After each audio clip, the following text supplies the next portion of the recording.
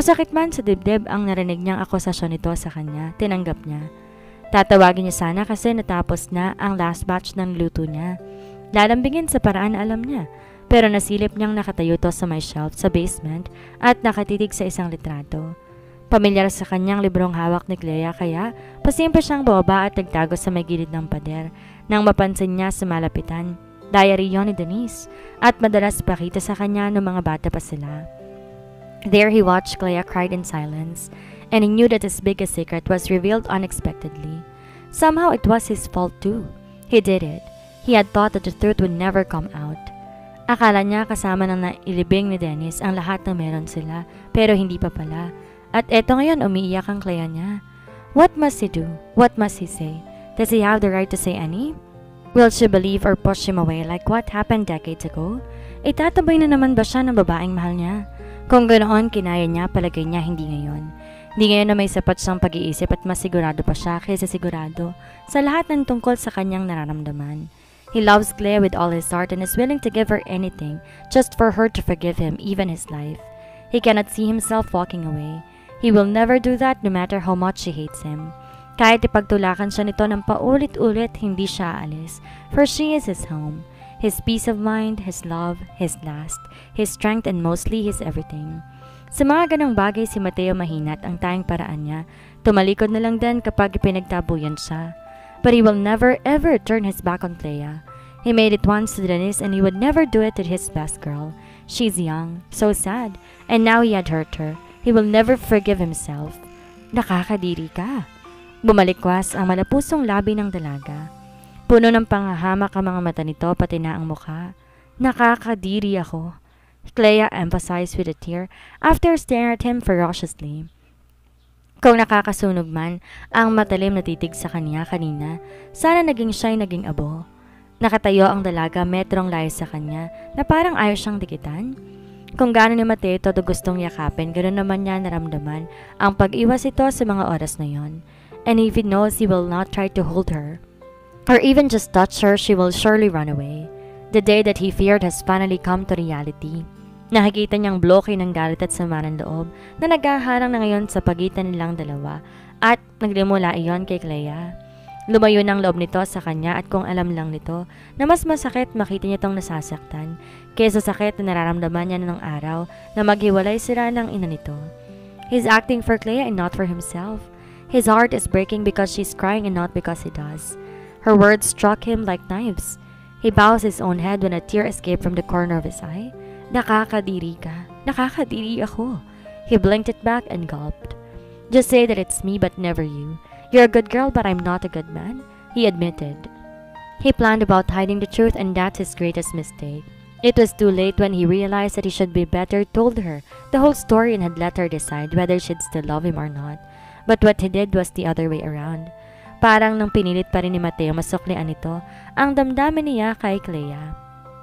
Sa pamamagitan ng hindi niya pagsasabi ng totoo. Tila ba nakalimutan niya ang totoong pagmamahal ay dapat na maging tapat. Ngayon nga, sirang-sira ng tiwala ni Clea sa kanya at desperado siya kung paano niya ibabalik.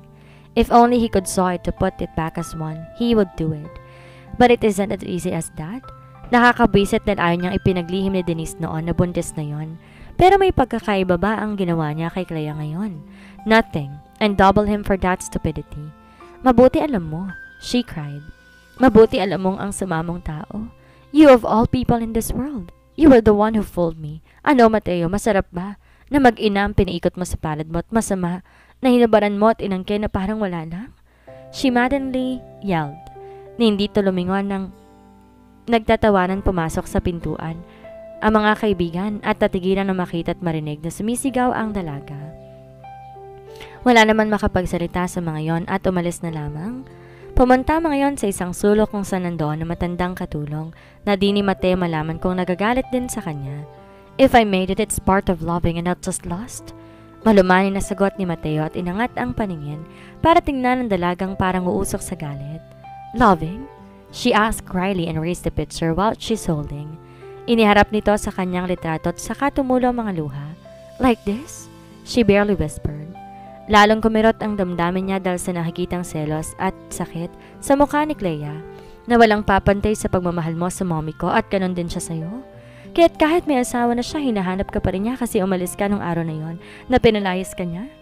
Di niya matanggap na pinagtabuhin niyang lalaking mahal niya, kaya't kahit si Tito Tristan ginamit niya para paniwalaan ng sarili niya na ikaw, a man of perfection and one of a kind. One of a kind sa lahat ng bagay pati na sa kama kaya hinahanap ka niya. Damn you, Mateo. Ilang beses yun. At bakit di mo sinabi sa akin? She cried helplessly.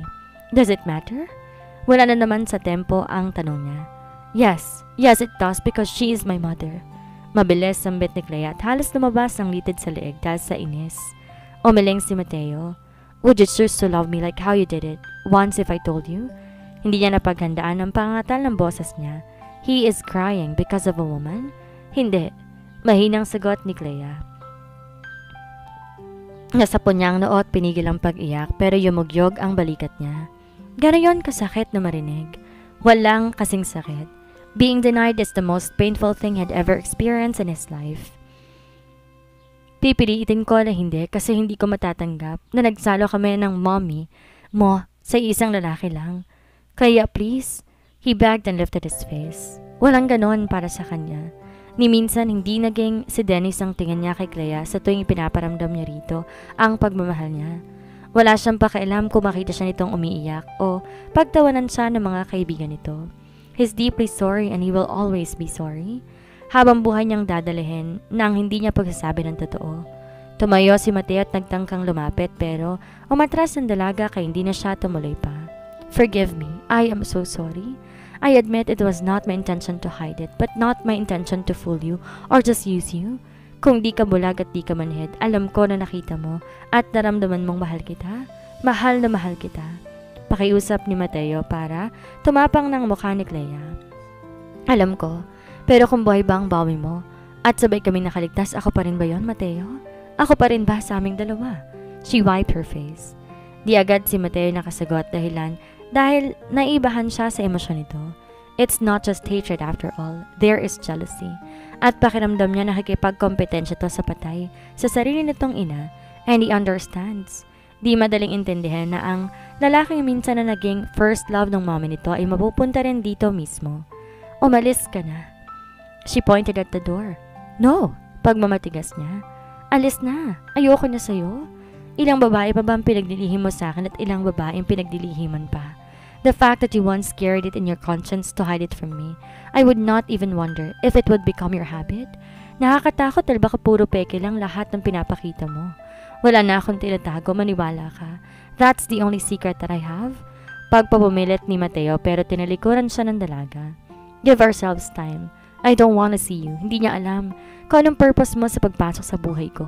Naghihinti ka ba sa mommy ko kasi napabuntis siya sa daddy ko?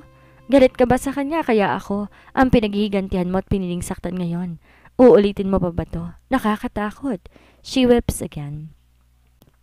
You know, I had been into so many bad things in life and I couldn't believe that the only man I adored and planned to be my first and last had his own first and only love. And it's not me. Sabi mo hindi ka nangangako kasi ayaw mo makasira ng promise. Ibig sabihin yung pangako mo sa mommy ko, kahit kailan hindi yun mababali. Nandun yun sa puso mo at kahit kailan hindi ko kayang paltan.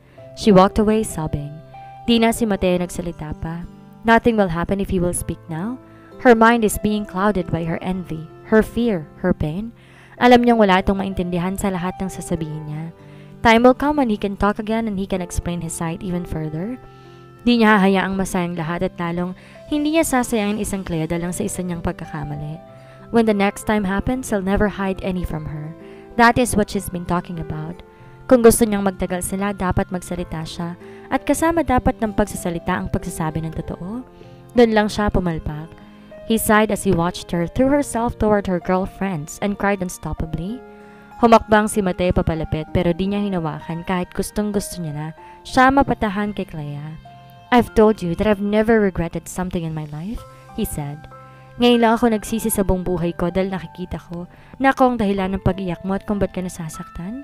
I love you, Clea. He blinked when his tears started to well up his eyes again. And turning my back this time won't mean leaving you forever. If you're asking for time and space to think and analyze things, I'll give it to you. Just please don't forget to count the times when I made you feel that you are my best girl. And you might ever be my first, but you will always be my last. And making promises rule is not applicable on the note that you've read. Nag-umpisa akong wag gumawa ng pangako na hindi ko kayang tuparin nang saktan na ako ng mommy mo kasi alam ko sa sarili ko kung paano masaktan at umasa sa pangakong hindi kayang panindigan. Matagal nang patay ang pangako sa picture na yan. Namatay na nung sinabi ko sa sarili kong ikaw ang babaeng pakakasalan ko. Lalong pumikse si Clea at umiyak na parang bata. Alam ni Mateo hindi sa ngayon madaling maniwala pero gusto niyang marinig nito lahat. The rule only applies to you until this very moment. I stand with all those promises that I've made only for you. I said you're the only one and last. Count on it, it's for true. Bumuntong hininga siya. Stop crying. Lalabas na ako. If not seeing me will make you feel better, then I'll not show myself. But I'll just be around. Because I cannot leave it that long. Never. Babakuran pa rin niya to hanggang sa araw na mapatawad siya. Kahit na umabot pa ng 10 taon pa. O kahit tumanda siya ng tuluyan. Kung hindi siya mapatawad at magka-boyfriend na ng iba at mag-asawa, sa military na lang siya magpapakatanda and no more rogue that time. Di niya yata kaya makinig may asawang iba si Clea. Inagod pa ni Mateo ang kabuuan ni Clea na isang tingin na puno ng pagmamahal at puno ng pagsisisi. Kung maibabalik lang niya, sana hindi niya na tinago pa. Tuluyan siyang tumalikod pero parang ang bigat ng paa niya. Di rin siya nakatiis kaya't bumalik siya at ninakawan muna ito ng halik sa tuktok ng ulo. Total nakatalikod naman. Angil ang sagot ni Clea kahit lumabas na lang siya ng tuluyan. He believes that one day she'll forgive him for his lies. Di matigas ang pagkakakilala niya rito. Sana lang wag tuluyang mabalot ang puso nito ng hinanakit at galit. At sana mahal pa rin siya sa kabila ng lahat kahit parang nasusuka sa kanya. Sa garahe si Mateo tumuloy.